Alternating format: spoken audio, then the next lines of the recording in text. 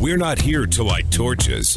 We're here to start a brush fire in your mind. Right, and then the firemen will come, and then the policemen will come.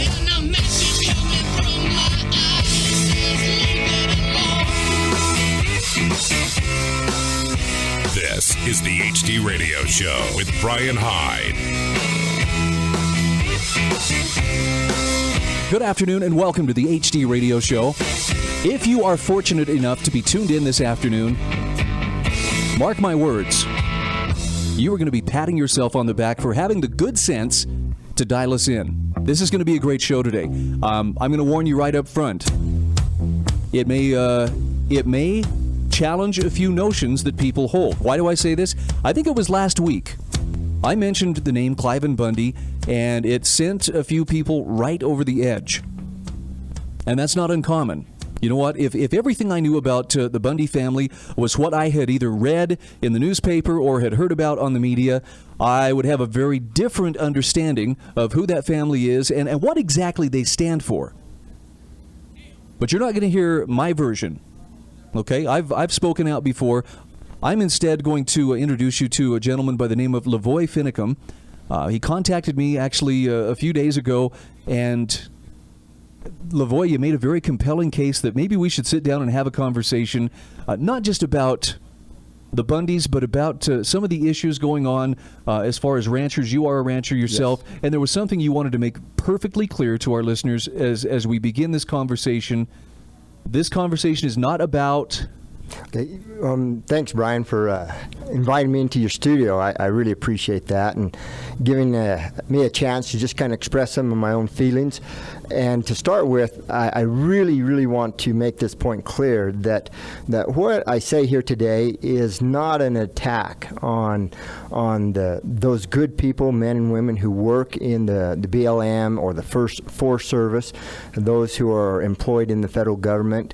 I have a couple of range cons that I work with that I truly admire. They're good and honorable men, both out of the Kanab office and out of the St. George office, and I have nothing but the utmost respect for them. So the first thing I want to make clear is that this is not a personal attack, and all I want to do is try to express my feelings about some principles, about some things that I've seen.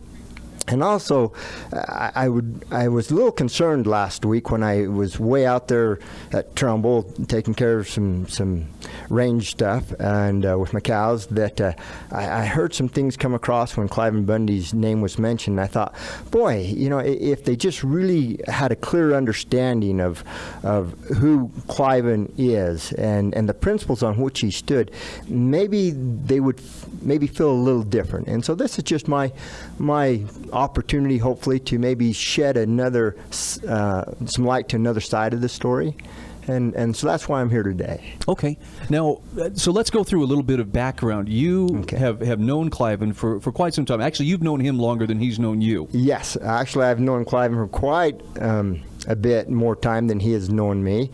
I have been watching him from a distance for many years as he struggled with the B.L.M. in Nevada, because I'm on the Arizona side of the border, a rancher there, and I know that what has come to Cliven and his ranch will eventually come to us and our ranch in Arizona. And so I've watched him, and the thing I've been watching to see would Cliven actually stand, or would, when the pressure really come, would he fold? And so I've been watching from a distance. And the day I found out that they were gathering his cows, it was actually on a Sunday, and I was in a little meeting after church, and as soon as I heard that, I got up and walked across the road to a mutual friend by the name of David Johnson, and I said, David, I said, is Cliven going to stand, or will he fold? Is he going to stand? And David said, I have never known Cliven to back down from anything. And I said, well, then what are we going to do? And he said, I don't know. I said, are we going to just let them go and gather his cows and haul them off? He says, what are we going to do? You and me, David. And I said, if we go down there, we might not come back. He said, I know that. He says, I'm not sure exactly what we should do. And the long and short of it is that we actually, both of us, ended up there on that April day when we went to go and get his cows. And I was one of those that rode with Cliven's boys, his son-in-laws, his daughters, and David Johnson, and we rode there to make that stand to get his cows back. So that's a little bit of background that I have. What is it that you would want people to understand about Cliven Bundy? That, again, if their information has come thus far from the mass media, what aren't they getting as far as understanding who he is? Well, if you take from what you get from the media, Cliven is a very irrational radical that just wants to stir up trouble and to cause conflict, and we should, in the words of a very prominent conservative spokesperson, if you have spiritual eyes, you will run away from these people. And so that is what's been portrayed. My personal knowledge, what I know personally about Cliven, he's been in my home, I've been at his home.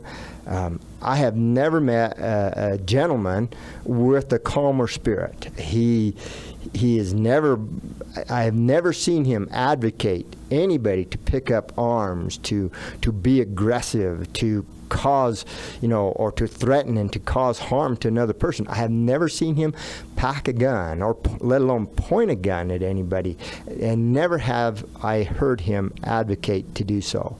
And so I judge Cliven to be an honorable man. And the thing that is lacking is that people don't understand the points of law upon which he is standing, both natural and those in the Constitution. It's okay if you disagree. It's okay if you believe the interpretation of the points in the Constitution upon which we stand are incorrect. But at least let us have a clear understanding of what those points are and the line upon which we stand. Okay. Now, and again, for those who may not have caught it, you were there. Yes. Yeah. On April 12th. You were there. You were part of what was going on there. I was actually I spoke to Cliven the night before, and and that was probably the first time he actually met me. I'd seen him, I've known him, and I've been watching him for a decade and a half or longer. And I said, Cliven, I shook his hand and I said, you don't know who I am, but I'm a rancher on the other side. He says, don't let them take your cows. And he says, well, be here tomorrow morning. And anyway, he says, what are you going to do? I said, I don't know what I'm going to do. He would pray every day about what he should do. And anyway, I got up bright and early in the dark hours, and I was the first cowboy that showed up there. And I saddled my horse, and I just sat. And it was very interesting to watch as different cowboys, different ranchers begin to assemble that morning to saddle up, to make their flags, and and I just sat there quietly and just watched the conversations between the different people. And then some of the news media started showing up, and watching the different cowboys interact with the news media and the things they had to say. Very interesting, some of the things that I saw and how it actually played out. And maybe I'll share that as we go along. Okay. Now, I know there are folks trying to call in. I want you to hold your calls for a few minutes. We're visiting with LaVoy Finicum, and when we come back here in just a moment, we're going to talk a little bit about some of the things that are at stake. And if your understanding of what went on down there in Bunkerville a little over a year ago is based on what you read in the newspaper, what you saw on television, what you read on the internet, if you weren't there, there's a good chance you have missed out on some of the vital information. And one of the things that you may want to understand is why would Cliven Bundy make this stand and refuse to play along with the B.L.M's rules and regulations? Well, LaVoy's going to explain property rights, grazing rights, how this fits into the bigger picture. And again, you may not agree, but I promise you, this is a guy who knows what he's talking about and has been playing by the rules of the game all along here. We'll be back in just a moment. Always intriguing, never predictable. The HD Radio Show with Bryan Hyde.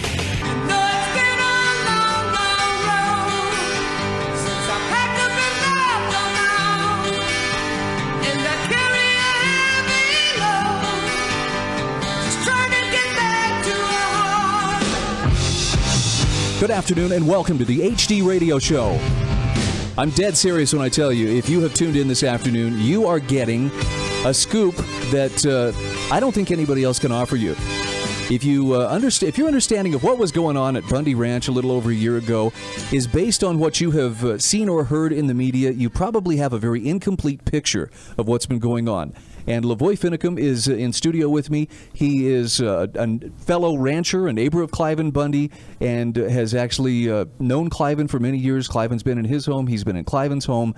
And as LaVoy mentioned at the beginning of this discussion, this is not, we're not here to savage the B.L.M. personnel. He knows some very good men who work for them.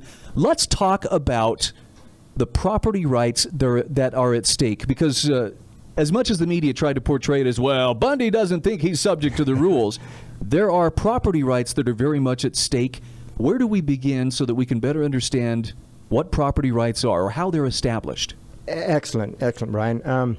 Before we do that, I just want to backtrack just one moment and finish the picture of that day, something that most people are not aware of, and it was what happened between the time the Cowboys left at the staging area and the time that we showed up at the standoff point there between the freeways. I really want to take my hat off to Cliven's children, to his son-in-laws. They acquitted themselves very honorably. When we left to go ride from the staging area to the freeways, when we made it out of sight where nobody could see us, and there's no media, and there was nobody to watch, the boys said, "Let's stop and let's say a prayer." And at that point, we all stopped, took our hats off, and some of the Cowboys got down on their knees. I didn't, should have. And a prayer was offered. The prayer was offered that we might be respectful, that we might be honorable, that we might do what was right. And there was a calm spirit there. We didn't go, as it's been portrayed, running from the staging area with banners ablazing and looking to pick a fight. And so when that's portrayed by others in the media, it's incorrect. They will take small snippets of somebody speaking exaggeratedly or loudly, and they'll loop this, and they'll try to portray that as what was there. But those boys did a good job of keeping things tamped down and to not let them get out of hand. And so I take my hats off to them. They did well. And now, I know there was at least one reporter from New York, and I don't remember which news source he represented, but I know he was there when that prayer was offered, and whatever was said and whatever he saw, the comment he made was, he says, "That is the first time I've ever looked into the eyes of people who were sincere and willing to put their lives on the line for what they believed in." And he actually ran ahead to talk to the B.L.M. personnel and to ask them, "Do you really understand what this is? Do you really understand, these people?" Because what he saw touched him. It did touch him. I think that was, if I remember the right name, David Lynch or something like that. But yes, he's a filmmaker, a news person. I really appreciate what he did because he portrayed it honestly. And actually, he spoke to Megyn Kelly on Fox News, and one of the few people that did portray it very accurately. Again, he didn't portray or share the principles upon which we're standing, but he did share the actual accounts in a proper way. And so, okay, so let's talk about property rights and how property rights are established. All right. The issue at hand here is that you'll be taught that Cliven is a freeloader and that he has not paid his taxes, not paid his grazing fees, and that he is the welfare queen. And so I ask you, are you a freeloader in your own home? Did you buy your home from the government? Are you not doing your fair share in your home? Does that home belong to me? So let's go back to rights. How are rights established? And we can look at, let's begin at natural rights. An easy way to try to explain this is how a right is established is using something we're all very familiar with, and that's standing in line. Okay, we've all stood in line. We stand in line at the DMV. We stand in line at McDonald's. We stand in line at a theater. So we all stand in lines, and so we know what that is. So when we show up there and say we're the first one in line, we stand there and we create a right.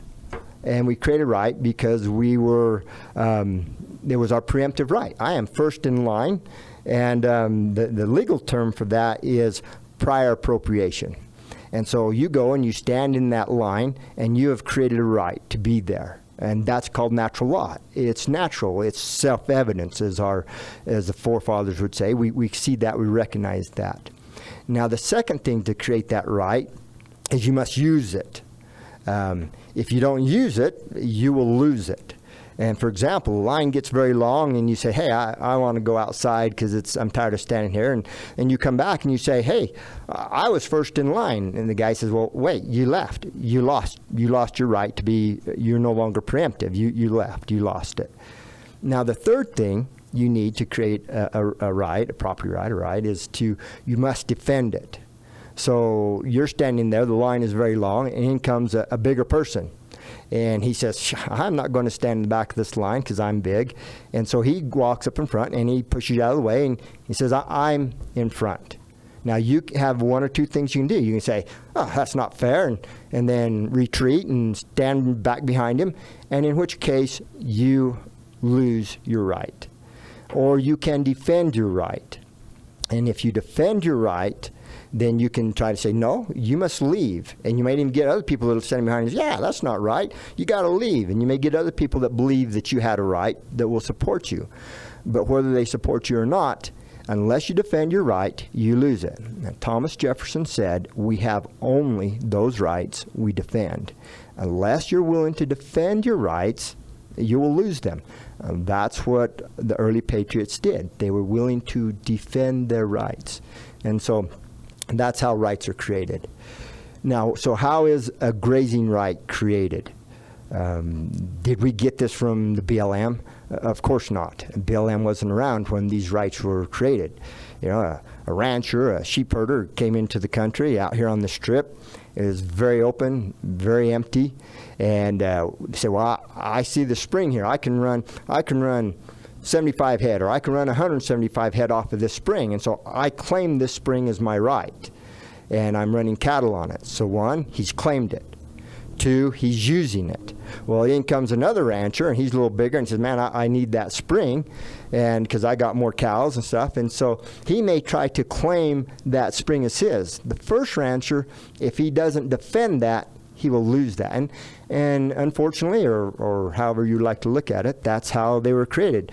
And we did a lot of shooting of each other and fighting to maintain our rights and draw these lines of grazing rights in the beginning. And now it's pretty well settled. There are fence lines on just about every dividing line between these grazing rights, and we're pretty civil one with another as cowboys, as ranchers, in respecting others' rights, their grazing rights. And so review it again. You must claim it. And that doesn't have to be claimed. That doesn't have to be written in a code of law or anything. That's a natural right. But once you claim it, then the county's responsibility, or the purpose of the county, is you can go there and you can actually record that. That's a step of claiming that right.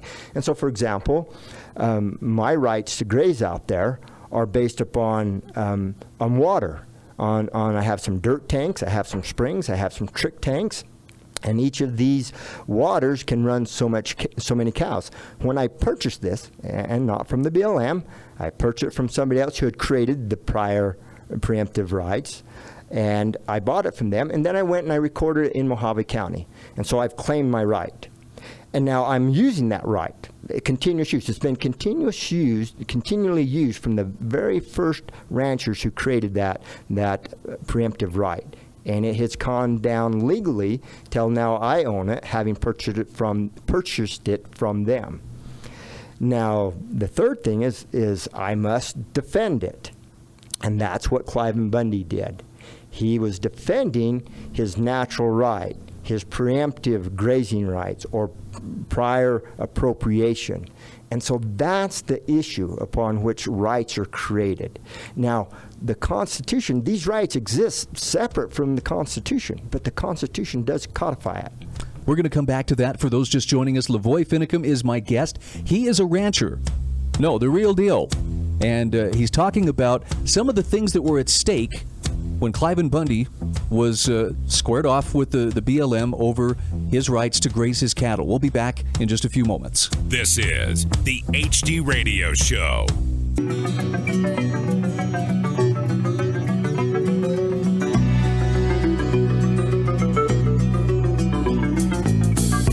I was a highwayman. Along the coach roads I did ride, with sword and pistol by my side. Good afternoon and welcome to the HD Radio Show. If you're just joining us today, we are talking with a rancher by the name of LaVoy Finicum. He is a friend and I don't even know if the word colleague comes. He's a fellow rancher like Cliven Bundy. But LaVoy is here specifically to talk about some of the underlying issues, to lend his voice as someone who has walked the walk as to what is at stake when it comes to these grazing rights, how they are property rights. And, I think you gave a very nice explanation in the last segment. Let's kind of pick up where you left off there. If I'm understanding you correctly, grazing rights are actual personal property rights, just like the property rights you have in your home. Absolutely, yeah. Grazing rights are a personal property. And so this issue is not about cows. It's not about grass. It's about freedom, and it's about property rights. And if you do not have property rights, you do not have freedom. Society cannot long remain at peace when the right of and control of property is infringed upon. And so this is a place where we can stand and make a stand saying that we must honor property rights. See, we will never, as ranchers, we will never win a majority of the approval of this country to win them to our cause or to our side. We will be vastly outnumbered in the majority opinion. But that's beside the point.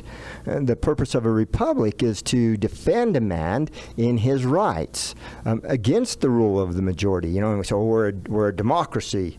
Well, what is the most pure form or definition of a democracy? I'll tell you what I believe the purest definition of a democracy is.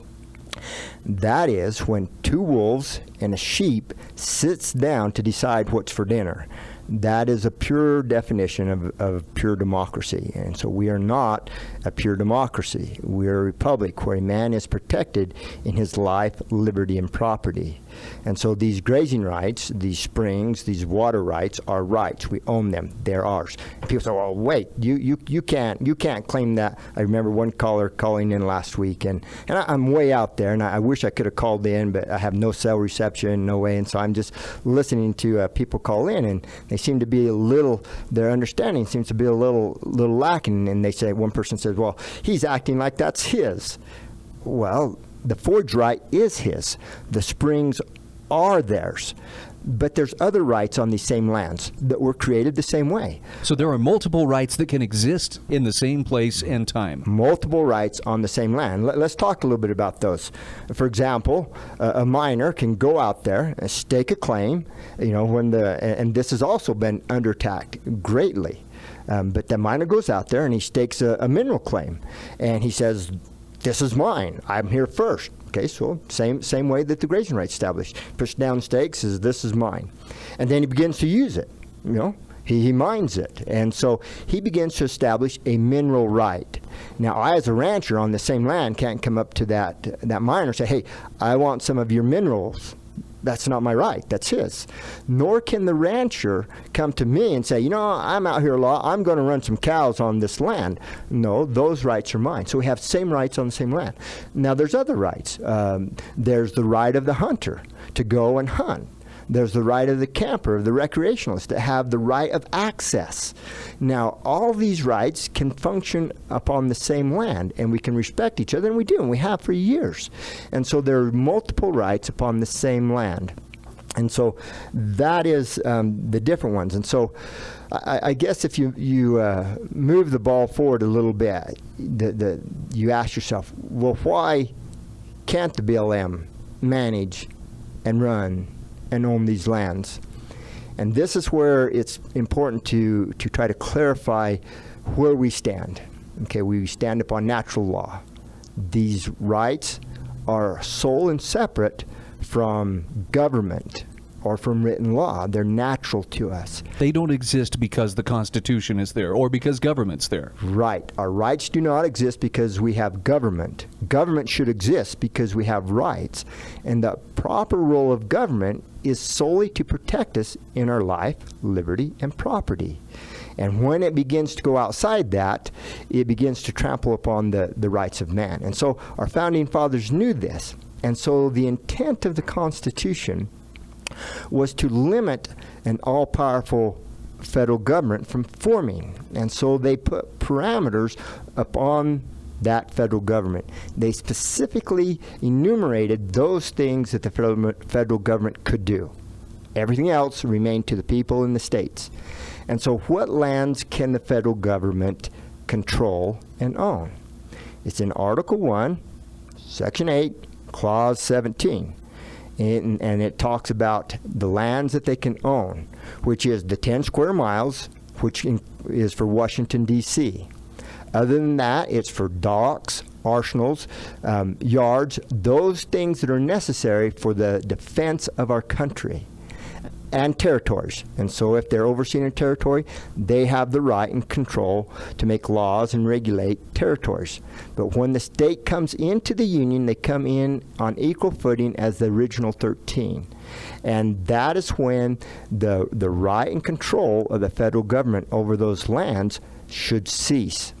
Now, currently the B.L.M. controls just about 1/3 of the landmass of our country. Now, with a disproportionate amount of that out west. Yes. Nevada taking the biggest share of about 90-something, Utah and Arizona hard on the heels. And so the intent was to keep this very thing of the Constitution, was to keep this very thing from forming and being created. And what has happened as this is formed, you have consolidated the branches of power.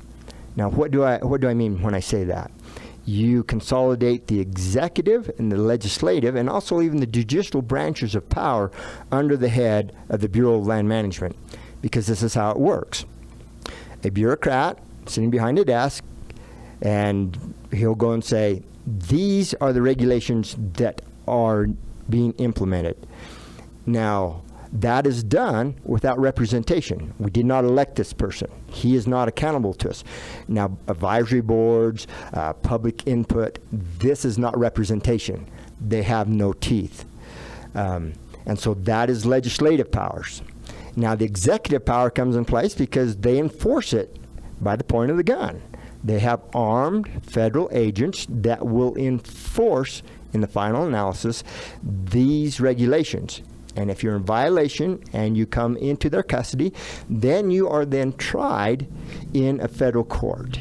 And so this is, without representation, an empire inside our own nation that operates we are under its control without direct representation. And so that is the reason the B.L.M. is unconstitutional, both in intent and letter of the law. It becomes unconstitutional. That's a great explanation, by the way. In fact, I think that may be the most coherent explanation I've heard yet as to why the B.L.M. is not acting in the proper role of government. It's not representing the natural rights or the interests of the people. Mm-hmm. It's simply enforcing the whims of a bureaucracy within the federal government, and the people really have no check on that power. No, there is no check. And so what happens is that when we've been functioning under this system for several generations. And so what's happening is they're beginning to seize control because we have been negligent. We have not been vigilant. We have not understood.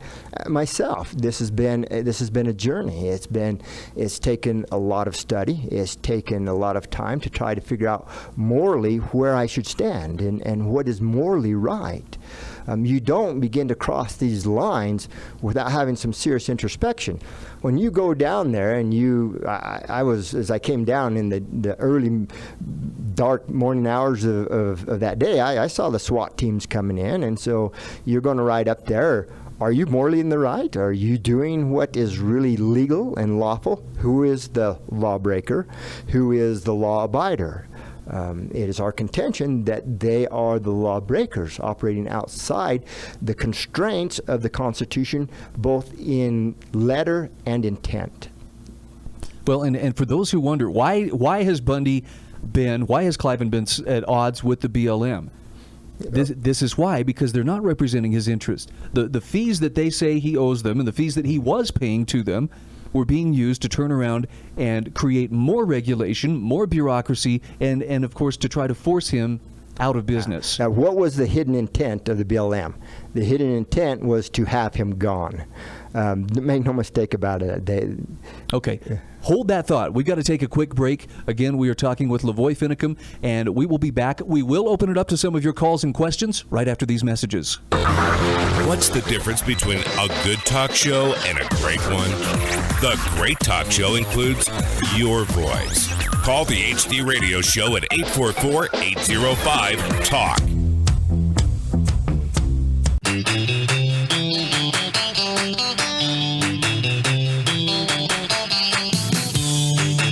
Good afternoon and welcome to the HD Radio Show.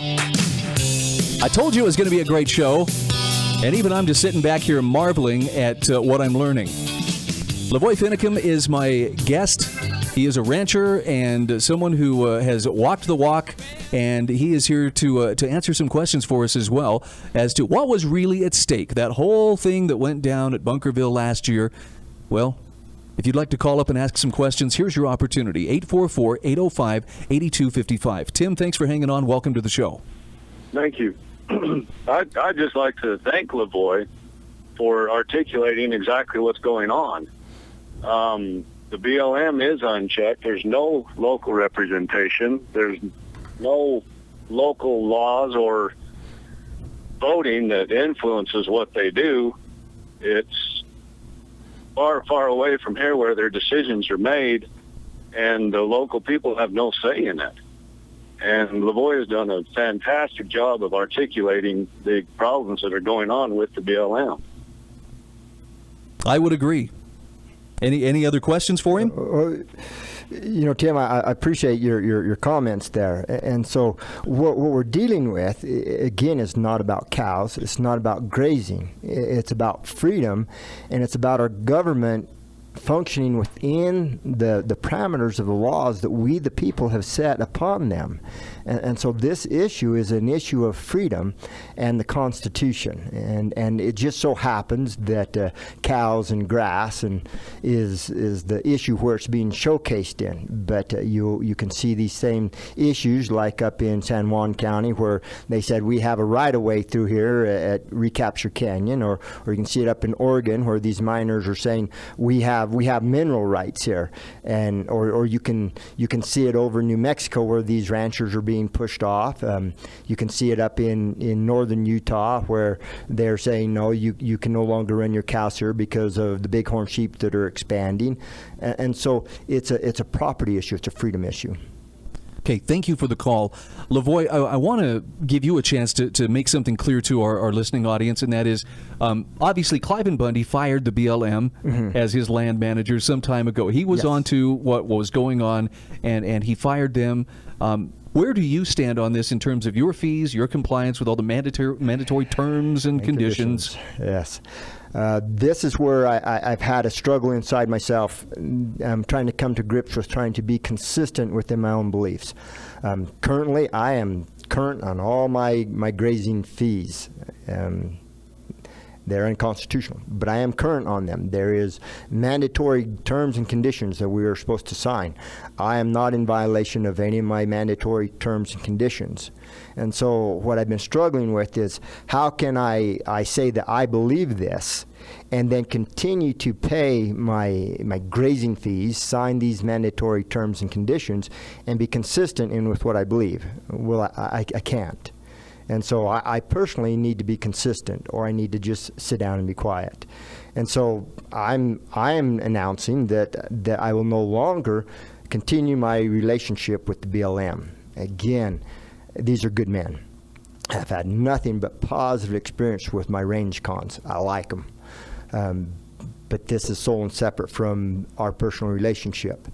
And so I will no longer pay these fees, nor will I any longer sign these mandatory terms and conditions. Now you're beginning to cross the Rubicon, and now you're beginning to kind of rattle the cage of the big dog. And this can mean everything to me. You know, I can lose everything I have. Cliven can lose everything he has. Well, you saw firsthand the kind of intimidation and projection of force that the government was willing to resort to last year. Yeah, but if you start making decisions based upon what you're going to lose or not lose, or who's going to win or not win, you're no longer standing upon principles. And go ahead. Okay. I'm going to come back to that in just a moment. We've got a couple of callers standing by. Caller, go ahead. You're on the air. Yes. I think some research needs to be done by those who say they have that right. If you go to where the land was purchased, it was purchased by the federal government, and it was known as the territory of Utah. And then, in order to become a state, the Utah state, the boundaries of that portion of land are defined. And it also tells us in that document, allowing the state to be organized, that only certain areas in the state will be available for individuals. And it says that the government will maintain control and ownership of that piece of land.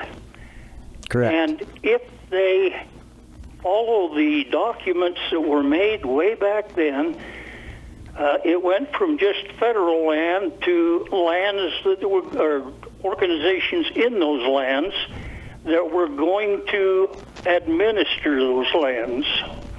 And when these grazers signed up, and there was one thing else in that document, that anything outside of that boundary that they established with the Utah state at that time would not be honored. In other words, if I owned a piece of property outside of the boundaries of Utah, I don't know how to explain it. The part that came to Utah for them to use is smaller than the boundaries of the state. Okay, I want to give LaVoy a chance to respond to this. We've got about a minute. Very good. I appreciate your comment. Again, this is what has been happening when it shouldn't have happened.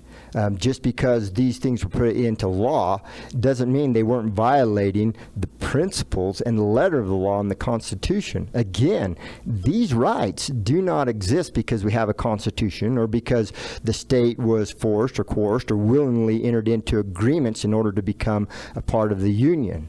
The federal government had a duty to dispose of these lands. That is the only reason they had right and control of the property, was to dispose of it, not hold on to it. Okay, we're going to come back to this. LaVoy is going to be with me in the next hour again. LaVoy Finicum is my in-studio guest, and we will get to Mike. You had a question for LaVoy. We'll get to you coming up. This is the HD Radio Show. Informative conversation shouldn't sound like you're reading it off a bumper sticker. Well, I believe I'll vote for a third-party candidate. Go ahead. Throw your vote away.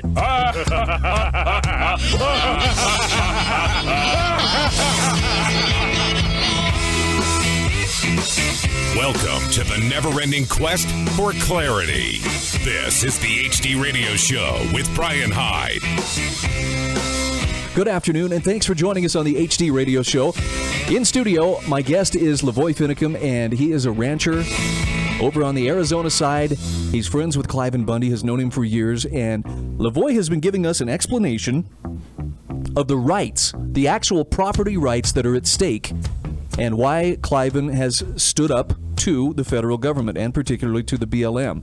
Now, LaVoy, before we jump in here and start taking some calls, again, I want to emphasize, or allow you to emphasize, this is not about you trying to tear down the B.L.M., correct? Oh, no, absolutely not. It's about standing on the principles of the Constitution, actually just on the principles of natural law and the rights of man.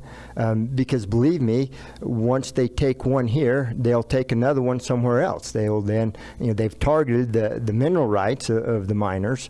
The rights of access in southern Utah, there has been a battle you're probably aware of for quite a few years that to access the lands, and so that's been an issue that's been at hand too. So this isn't an attack of the good people that work for the B.L.M. Okay, let's go back to the phone. Mike, thank you for patiently hanging on. Welcome to the show. Hi, Brian. Hello. LaVoy, I've got a question about law enforcement in Nevada. If Cliven's got all his everything registered with the county, then how come law enforcement in Clark County and the state of Nevada isn't protecting him? They should have. That was the proper role, the proper place for them to act. It was to protect Cliven in his life, liberty, and property. See, that the county, that is the government closest to the people. That should be the government that is most important to us as citizens of this country. Not the state nor the federal, but the county. That county commissioner is the closest to the people, or the county supervisor in Arizona. And then those county sheriffs. The only proper role of government is to protect the man in his life, liberty, and property. And the sheriffs should have stood up, and they should have defended Cliven. Now, there are ranchers over there in San Juan County that the sheriffs and the county commissioners are behind them. And they've had some issues with the B.L.M., and the B.L.M. has backed down because the sheriff and the county commissioner are standing behind the rights of the rancher. And so that's the answer. Okay. So they should be doing it. They're just not. Correct. And you probably will not get, unfortunately, you probably will have a majority of sheriffs, and the deputies will take the lead from the sheriffs that will not make this stand.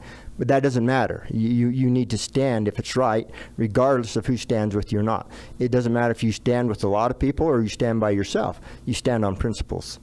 Okay, back to the phone, 844-805-8255. Craig, welcome. You are on the air with LaVoy Finicum. Hello, LaVoy. It's good to talk to you. Good to have somebody there that's got the moral integrity that you do to further our cause. Oh, hi, Craig. A little bit ago, there was a guy that called in and talked about maintain. The people that do the maintaining are the ranchers. Yes. I'm sorry to say that the government, it's hard to get them to do anything for us. Yeah. If it wasn't for us, there would be no deer out on our springs. Uh-huh. If we didn't keep care of our springs and the road, we've got the roads, we stay on the roads, we do everything we do a horseback. We don't we do what we're supposed to do. Yeah, but without us and not being the land stewards that we are, what would we have? It would be in a lot worse shape. Craig, my grandpa homesteaded out there. When the homesteaders first came out there was a lot less game than there is now. Every single water hole, every single seep, every single spring was developed so it would produce more. All the dirt tanks were put in, the trick tanks were put in. There's more livestock, more game for the hunters to hunt because of the ranchers. And so this is not an adversarial thing between hunters and ranchers. It's a cooperative thing. We're on the same side. I will stand as fast with a hunter whose rights are being violated as I will with a rancher. I will stand as fast with a person's right to access and to reclamate on that land as fast as I will for myself. And so these are rights of the citizens and of the people. And you're right, Craig. I appreciate it. The rancher's role is to be a good steward, to take care of it. And that's how he makes his livelihood. It does not help him to be destructive to his land. You're exactly right. And I'm going to go back to the San Juan thing that you talked about earlier. I don't know if we each remember Senator Owens. No, I don't. A lot of us used to know him. He was pretty much for to get the cattle off the range. And at this time, I was working for a large company out in San Juan or in Landing, Monticello area, which was 30 years ago. Uh-huh. And he came to our courthouse and told us what he was going to do. And I made the statement, I said, Mr. Owens, how can you come to an area and tell us what you're going to do with this public land when you are not even on our ticket to vote for? Right. We don't vote for you. Yeah, exactly right. You have to have the people that are over the land must be, accountable to the people there. They must be elected by the people there. Very good, Craig. I appreciate it. Okay, I want to get one more caller in before we have to go to break. Kay, welcome. You're on the air. Yes. I caught the beginning of this, and then I'm just now tuned in again. I had an appointment. But I have a few questions for the gentleman that's with you, and I'd like yes or no answers because I don't have time for a big dissertation. But one, is it not true that Clive built a ranch on all this property? Could you restate that? You broke up there just a second. Did Clive Bundy not build big dwellings and his big ranch and so forth on this property that I assumed was supposed to be cattle just running on it? His house is on actually deeded land, my understanding, not part of this public land debate. Okay, good. And then, aren't the ranchers still supposed to pay a fee according to how many cattle or whatever they're running? A good question. And the answer would be no. Because the... And then one other thing is what provisions are made for the wild horses that belong there where the cattle were added. My understanding is ranchers have even shot them because for fear that their own cattle wouldn't have enough water, which is what a lot of us, or me personally, is totally against. I feel the priority goes to the wild horses, then the cattlemen next. Let's give LaVoy a chance to answer. We got about 30 seconds. Very good. Your position is a very common one, that the wildlife is preemptive over the rights of the man. And I guess I would just have to say I disagree. Okay. We're going to come back in just a few moments. We'll continue our conversation with LaVoy, and you may have some questions for him. I want to get into, if those who weren't listening in the last hour, LaVoy announced that he will be severing his connection with the B.L.M., and I want to ask you a few questions about what that means in terms of still being a good steward as a rancher. We'll continue that discussion just the other side of these messages. This is the place where things start to become clear. What are you peddling today, Padre? The HD Radio Show.